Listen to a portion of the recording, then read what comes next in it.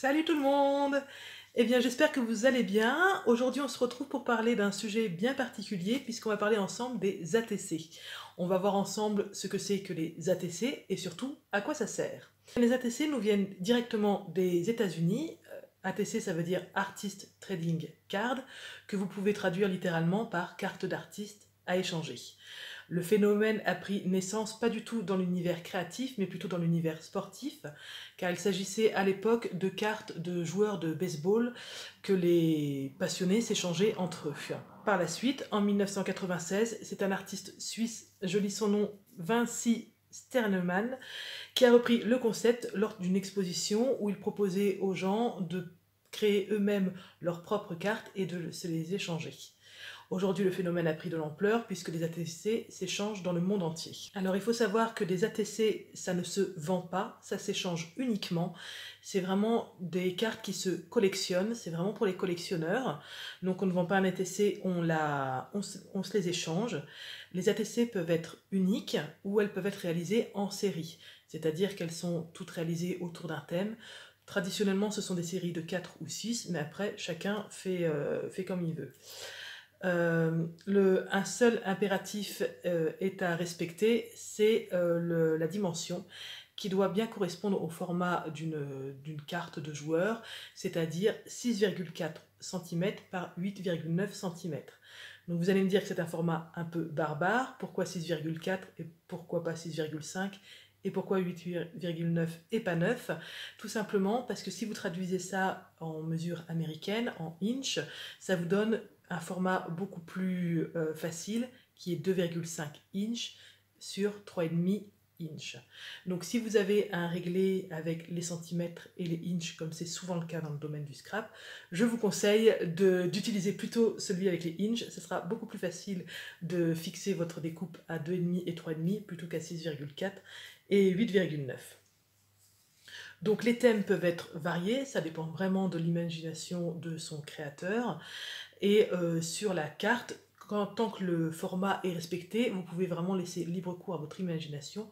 Il n'y a pas de limite. On peut trouver sur ces ATC de la peinture, on peut trouver de la broderie, on peut trouver du tissu, du métal, on peut faire dessus du mix média, des tamponnages, des découpages. Vraiment, après, c'est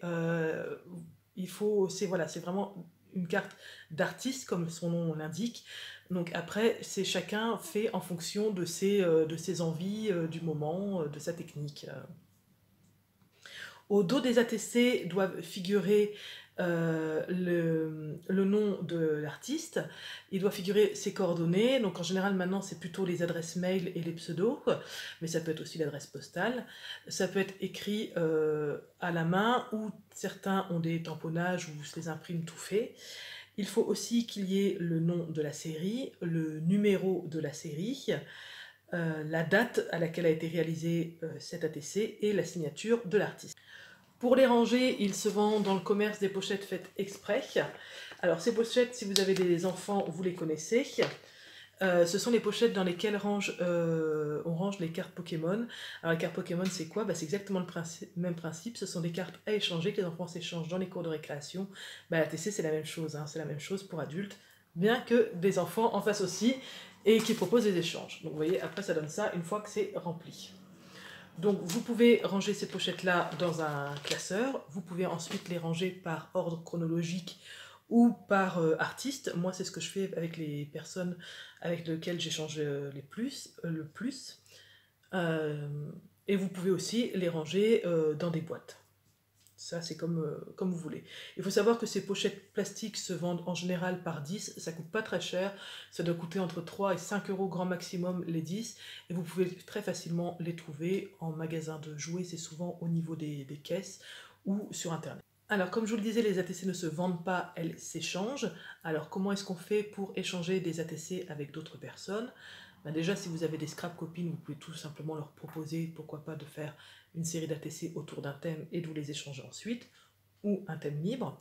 Il y a aussi maintenant sur les réseaux sociaux de nombreux sites dédiés aux échanges d'ATC. Je vous mettrai en barre d'infos, moi je fais partie d'un groupe sur Facebook, je vous mettrai le lien en barre d'infos si ça intéresse quelqu'un. Et n'hésitez pas vous-même à laisser en commentaire si vous connaissez un autre lien, laissez l'adresse dans les commentaires, ça peut intéresser d'autres personnes. Donc il faut savoir donc, que sur ces sites, lorsqu'on fait une série, on la propose à l'échange. Si moi par exemple je vois une série qui m'intéresse, je propose à la personne un échange, veux-tu m'échanger la 3e carte de cette série-là? Je lui propose du coup moi mes ATC à l'échange. Si la personne est intéressée, et seulement si elle est intéressée, l'échange peut se faire, on échange nos coordonnées et on s'envoie mutuellement donc les ATC.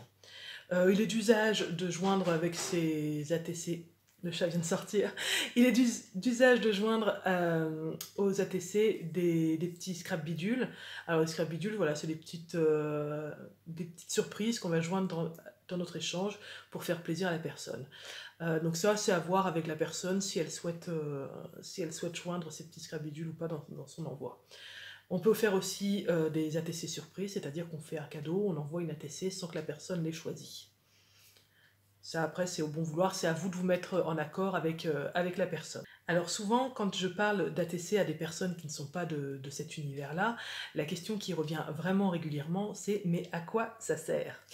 Eh bien, à quoi ça sert? C'est très, très facile, à la fois très difficile de répondre à cette question. Eh bien, moi, je dirais que c'est comme toutes les collections. À quoi ça sert? À quoi ça sert de collectionner les timbres? À quoi ça sert de collectionner les cartes postales? Si ce n'est la satisfaction personnelle que ça va vous apporter d'avoir cette collection, d'enrichir cette collection. Il y a aussi la satisfaction d'échanger, parce que on noue des liens avec ces échanges. S'il y a des personnes avec qui on va échanger plusieurs fois, on va finir par nouer des liens. Et surtout que les échanges peuvent se faire en France, donc dans la France entière, mais aussi dans le monde entier. Donc c'est vrai que c'est une satisfaction aussi de faire un échange, de savoir que sa création va partir, je sais pas moi, au Canada, même à Tahiti, enfin voilà, c'est tout à fait possible, ça m'est déjà arrivé. Donc c'est vrai que c'est quand même très, très agréable, très, très satisfaisant. Il y a aussi la dimension artistique. C'est vrai que quand moi je choisis, quand j'ai des coups de cœur sur des ATC, c'est souvent alors soit purement esthétique parce que ça me plaît, soit parce qu'il y a une référence dans cette carte de quelque chose qui moi va me parler, soit par rapport à un de mes centres d'intérêt dans ma vie personnelle, ou par exemple, voilà, je sais que j'ai échangé la dernière fois une ATC, c'était sur une artiste que j'aimais bien. Donc voilà, j'ai proposé l'échange de la personne et ça s'est fait, j'en suis d'ailleurs très contente. Donc voilà, ça peut être vraiment une dimension esthétique, ça va être quelque chose qui va nous parler à nous en voyant cet ATC là.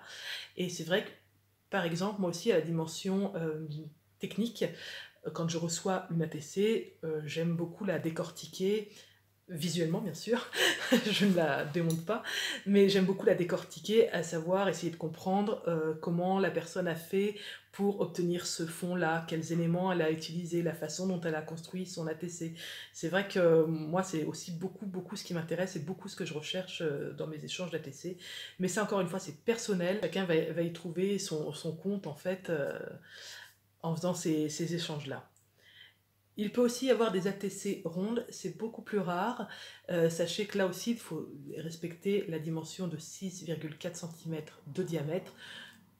Pour les mêmes problématiques de rangement, il faut que ça rentre dans les pochettes plastiques de rangement. Pour conclure, je dirais que pour mieux comprendre les ATC et leur univers, le mieux c'est d'oser se lancer.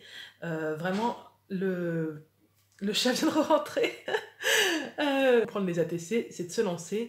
C'est vrai que le format peut paraître un petit peu déroutant parce qu'il est très petit, alors autant que des fois scraper sur une feuille A3, ça peut faire peur parce que c'est un format qui peut paraître difficile à remplir, mais c'est vrai que moi, au début, les ATC, je trouvais ça vraiment très petit, et en fait, c'est hyper plaisant, surtout quand vous faites une série complète, c'est très facile à remplir avec peu de choses, on peut quand même vraiment se faire plaisir au niveau des fonds, au niveau des thèmes, c'est vraiment très agréable.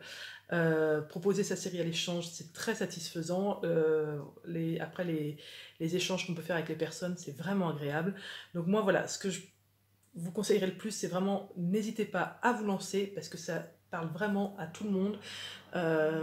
il n'y a pas de débutant ou pas. Après, chacun va y trouver, voilà, il y en a, c'est plus la technique à qui ça va parler, d'autres ça va être un univers, il y en a qui vont être, je sais pas moi, passionnés par la danse, donc si vous proposez une série d'ATC en rapport avec la danse, bah, il y a forcément des gens qui vont se reconnaître là-dedans. Donc vraiment, surtout, n'hésitez pas à vous lancer, ça serait dommage de passer à côté de quelque chose juste parce que vous mettez vous-même vos propres freins. Mais attention, par contre, je mets quand même une petite option, ça peut être très addictif, comme toutes les collections. Donc voilà, on sait quand on commence, mais on ne sait pas jusqu'où ça peut vous emmener. Mais en tout cas, c'est toujours une source de satisfaction. Donc si ça peut vous faire du bien, il n'y a pas d'autre explication à chercher. Bah voilà, écoutez, c'est tout pour mon petit topo que j'avais bien préparé. J'espère que ça a répondu aux questions de certaines. J'espère que ça vous a plu et moi je vous dis à très bientôt pour d'autres vidéos. Bye bye!